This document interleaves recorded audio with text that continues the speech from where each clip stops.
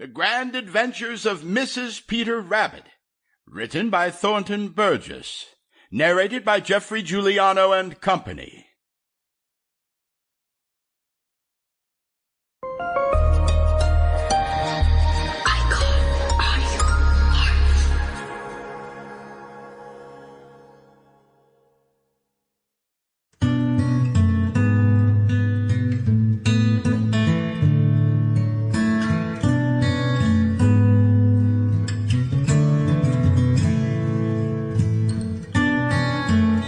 Hello, I'm author-actor Geoffrey Giuliano, and I am indeed very proud to present to you now one of classical literature's most iconic tales.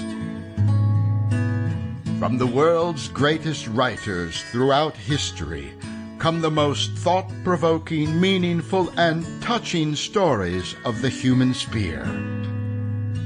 So welcome to a world of artful storytelling from the masters of their craft.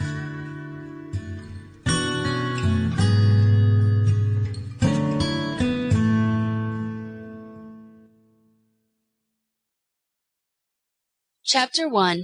Peter Rabbit Loses His Appetite. Good appetite, you'll always find, depends upon your state of mind. Peter Rabbit. Peter Rabbit had lost his appetite. Now when Peter Rabbit loses his appetite, something is very wrong indeed with him. Peter has boasted that he can eat any time and all the time. In fact, the two things that Peter thinks most about are his stomach and satisfying his curiosity, and nearly all of the scrapes that Peter has gotten into have been because of those two things. So when Peter loses his appetite or his curiosity, there is surely something the matter with him. Ever since Old Man Coyote had come to live on the Green Meadows, Peter had been afraid to go very far from the dear Old Briar-patch where he makes his home and where he always feels safe. Now there wasn't any reason why he should go far from the dear Old Briar-patch. There was plenty to eat in it and all around it, for sweet clover grew almost up to the very edge of it, and you know Peter is very fond of sweet clover. So there was plenty for Peter to eat without running any risk of danger. With nothing to do but eat and sleep, Peter should have grown fat and contented, but he didn't. Now that is just the way with a lot of people. The more they have and the less they have to worry about, the more discontented they become, and at last they are positively unhappy. There was little Danny Meadow Mouse living out on the Green Meadows. He was happy all the livelong day, and yet he had no safe castle like the dear Old Briar-patch where he could always be safe. Every minute of every day Danny had to keep his eyes wide open and his wits working their very quickest, for any minute he was likely to be in danger.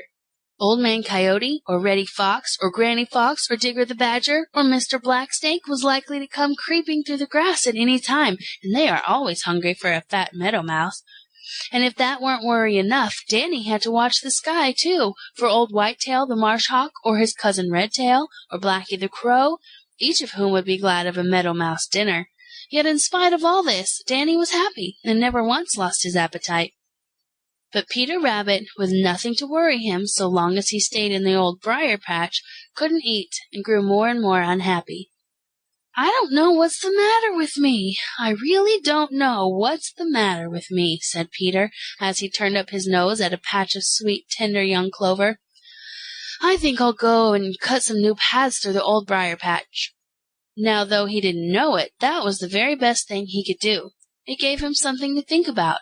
For 2 or 3 days he was very busy cutting new paths, and his appetite came back. But when he had made all the paths he wanted, and there was nothing else to do, he lost his appetite again. He just sat still all day long and moped and thought and thought and thought. The trouble with Peter Rabbit's thinking was that it was all about himself and how unhappy he was. Of course, the more he thought about this, the more unhappy he grew. "If only I had someone to talk to, I'd feel better," he said to himself. That reminded him of Johnny Chuck, and what good times they used to have together when Johnny lived on the Green Meadows. Then he thought of how happy Johnny seemed with his little family in his new home in the Old Orchard, in spite of all the worries his family made him. And right then Peter found out what was the matter with him. "I believe I'm just lonesome," said Peter. "Yes, sir, that's what's the matter with me. It isn't good to be alone, I've often heard my mother say. It makes Sample complete. Ready to continue?